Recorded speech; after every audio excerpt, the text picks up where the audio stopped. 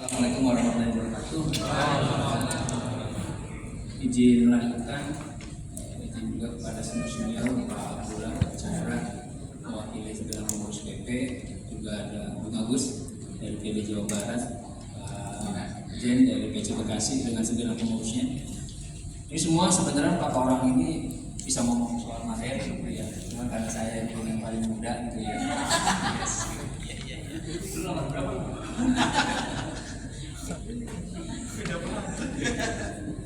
Jadi kami semua tim kuasa dan mudah-mudahan kalau kurang nanti ditambahkan, cuman saya izin nggak bisa lewat dari jam 5 karena ada sesuatu yang nggak bisa ditinggalkan, apalagi ngejar gitu ya. Mungkin naik selanjutnya Bung Saiful. Sini ya. Tadi sudah disampaikan ya. Tapi saya ingin masuk dulu ke 2 konsep biar kawan-kawan paham. Pertama, kenapa mesti judicial review? Pastikan itu pertanyaan umum ya di antara kita. Yang kedua, kenapa ngomong listrik juga? Sebelum masuk ke yang teknis-teknis ini gitu. Teknis-teknis ini secara file nanti bisa juga kami kirimkan aja biar kawan-kawan baca, atau mungkin ada 100 halaman lebih ya gitu ya. Barangkali buat pengantar tidur gitu baca silahkan gitu ya. Cuman saya ingin gambarkan 2 hal. Kenapa mesti judicial review? Konsep judicial review itu menguji undang-undang terhadap undang-undang dasar. Beda dengan PHI.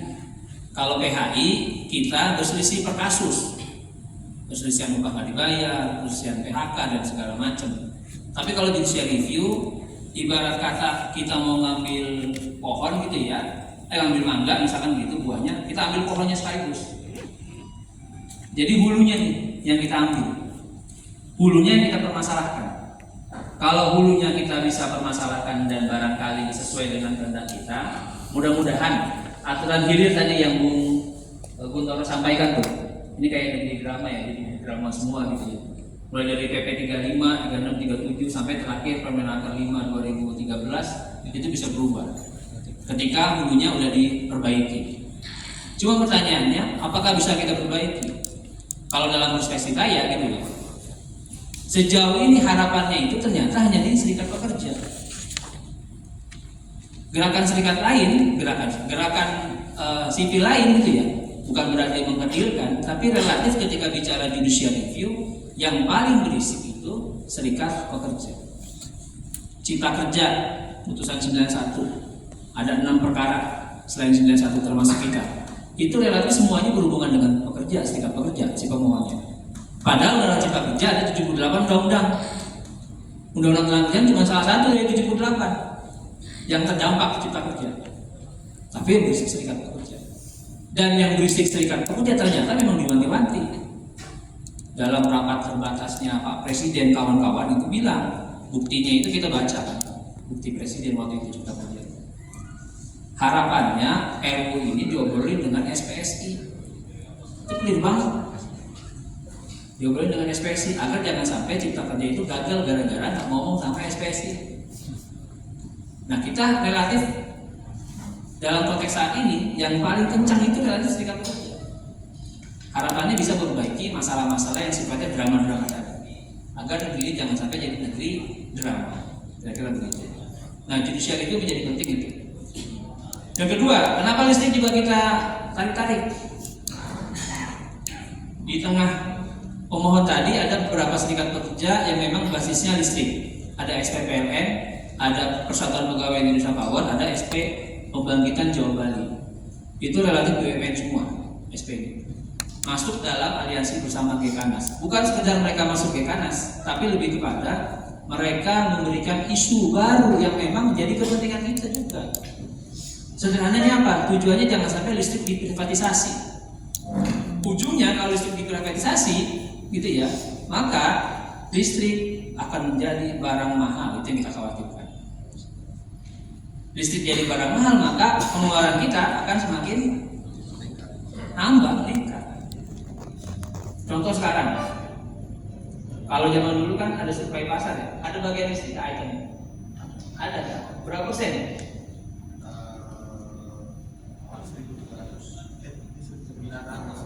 900 maksudnya berapa persen dari upah minimum kepakainya listrik itu? 15 sampai 20%. Kalau kita pakai logika sekarang, upah minimum 5 juta, listrik ya rata-rata, misalkan acuan saya ya kurang lebih 500.000 sebulan, misalkan begitu. Itu sudah berapa persen ya? 10%, gitu kan? Besar nggak? Besar. Gimana kalau ternyata perkawinan naik? Nah itu concern kita. Terlebih sekarang negara ini sebagai informasi buat kawan-kawan. Jawa Bali itu kan ada banyak pembangkitnya. Mayoritas kita surplus Jawa Bali. Iya surplus listrik. Tapi dari mana? Dari pembangkit swasta. Coba bayangkan kalau pembangkit swasta semakin menggantungkan listriknya kepada kita, maka dia bisa jual listrik dengan harga mahal nggak? Kesepakatan dia bisa aja. Persis terjadi di beberapa negara yang memang negaranya itu listriknya dikuasai oleh swasta. Nah harapannya kita nggak sampai kayak gitu, makanya JR tenaga listrik kan kira-kira ngomong gitu. Nanti kita bisa diskusi di dalam ya. Apa yang kita dalilkan soal uji formil? Formil itu proses pembentukannya. Ketika DPR menyetujui yang namanya Perpu Cipta Kerja, berarti DPR juga menyetujui yang namanya apa? Kegentingan memaksa. Kan Pak Presiden kawan-kawan kan menyepakati ada kegentingan memaksa kan dalam melakukan Perpu saya. Jadi presiden kita semua itu kan, ya. Presiden kita semua itu kan dalam pertemuan Perpu salah satu alasannya adalah kegentingan yang memaksa. Perpu nomor 2 tahun 2022. Akhirnya DPR menyetujui Perpu itu. Berarti yang kita sampaikan adalah DPR setuju terhadap kegentingan memaksa. Kira-kira begitu logikanya. Nah ada indikator kegentingan memaksa yang nanti bisa jadi bahan elaborasi kita di slide berikutnya. Tapi yang pertama dari formula itu kita bilang ada persetujuan soal kepentingan yang memaksa. Yang kedua ada bentuk pembangkangan konstitusi. Saya agak dalam sedikit pembangkangan konstitusi di mana maksudnya? Putusan MK 91 di mana tadi Bung Guntur sampaikan sudah inkonstitusional bersyarat. MK bilang ada 3 pelanggaran, nggak mengenal omnibus law, ya kan? Yang kedua tidak terbuka, tidak partisipatif. Yang ketiga temuan perubahan naskah, gitu ya. Bukannya dilaksanakan gitu ya, malah bikin undang Perpu Cipta Kerja. Ini juga nyambung yang ketiga nih, gitu. Jadi malah bikin Perpu Cipta Kerja, bukannya dilaksanakan perbaikan 3 kesalahan tersebut, malah bikin Perpu Cipta Kerja. Itu yang kita tafsirkan, kita jadikan sebagai bentuk pembangkangan konstitusi. Yang ketiga apa? Yang ketiga itu ternyata kita temui proses persetujuan undang-undang penetapan Perpu Cipta Kerja 6/2023 itu dilakukan lewat paripurna. Amanat di Undang-Undang Dasar sama penjelasan pasal 52 Undang-Undang Pembentukan Peraturan Perundang-Undangan yang terakhir diubah melalui Undang-Undang 13 tahun 2022 itu bilang di pasal 52-nya harus dibahas pada sidang berikutnya. Sidang berikutnya seharusnya Februari. Dibahasnya ternyata kemarin tuh baru. Itu kita jadikan, meskipun nanti ada ngeles-ngeles kan cuma dibahas, bukan disetujui, paling begitu nanti dalilnya. Tapi tidak kita dalilkan itu. Saya masuk ke sini. Kegentingan memaksa. Ada 3 hal. 1 kebutuhan mendesak, 2 kekosongan hukum, 3 tegak waktu 2 tahun tadi harus melakukan perbaikan. Saya masuk yang ketiga dulu. Tegak waktu 2 tahun tadi harus melakukan perbaikan, 3 pelanggaran. Omnibusnya nggak dikenal, udah bikin undang-undang baru mengenal omnibus, ya. Partisipasinya nggak dilakukan, 78 undang-undang. Keterbukaannya belum dilakukan, gitu ya. Perubahan naskahnya juga nggak dilakukan, malah bikin Perpu. Itu yang kita jadikan. Yang berikutnya kebutuhan mendesak. Kata si pembuat Perpu yang kemudian jadi undang-undang, kita belum mendesak nih bikin Perpu, karena kalau kita pakai undang-undang prosesnya lama, gitu ya. Nah kita balikan dalam dalil permohonan kita.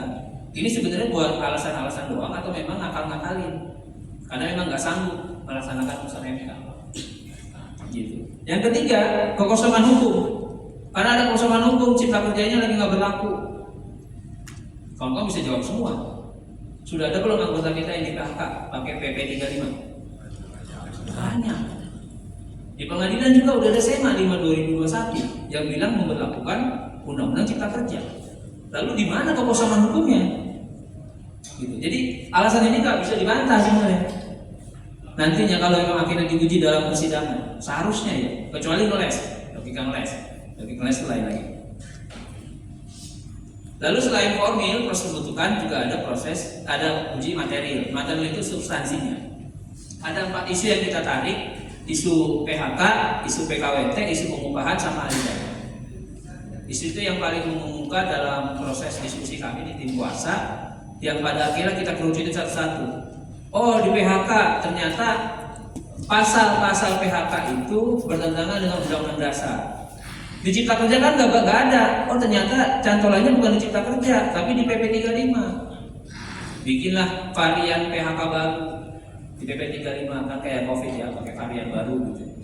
Tadinya di undang-undang cuma bilang PHK karena alasan efisiensi doang, gitu ya. Tapi di PP 35 ditambah efisiensi mencegah kerugian, gitu. Jadi ada varian-varian baru di PP 35.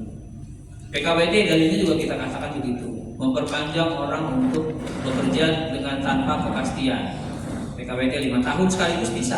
Kalau tempo hari kan sebelumnya 13.2003 2 tahun plus 1. Kalau mau lagi ini dulu, break dulu, pembaharuan 2 tahun. Pengupahan pun demikian, termasuk dari pengupahan yang melibatkan serikat pekerja relatif semakin jauh peran serikat pekerja. Di mana kita temukan dalam dalil-dalil pengupahan itu peran dewan pengupahan relatif sudah semakin minim. PHK pun demikian, peran serikat pekerja relatif hilang. Maksud PHK dibandingkan dengan SP, ingat nggak pasal itu dulu 151? Sekarang masih ada nggak masalah? Nggak ada. Udah nggak ada tuh maksud PHK dibandingkan dengan SP. Kasih aja surat PHK. Melalui SP perlu nggak? Di undang-undang nggak bilang melalui SP, bisa melalui pekerja langsung. Semakin nggak ada harga dirinya SP jadinya. Gitu. Yang ketiga, yang keempat, alidaya. Alidaya itu yang kita dalilkan adalah hilangnya pertanggungjawaban pemberi kerja atau user. Di mana ketika dulu didalilkan, ketika dulu alidayanya bermasalah secara badan hukum, ya kan? Yang kedua, selain badan hukum juga ada pelanggaran-pelanggaran yang seharusnya pekerjanya itu nggak boleh dialidayakan, maka demi hukum beralih menjadi pekerja si pengguna. Sekarang udah hilang tuh. Jadi perusahaan alidaya sekarang bertanggung jawab sepenuhnya terhadap pelanggaran-pelanggaran yang ada. Nggak ada izin bagaimana? Apakah bisa user tanggung jawab? Nggak bisa. Jadi si perusahaan alidaya, perusahaan outsourcing tanggung jawab.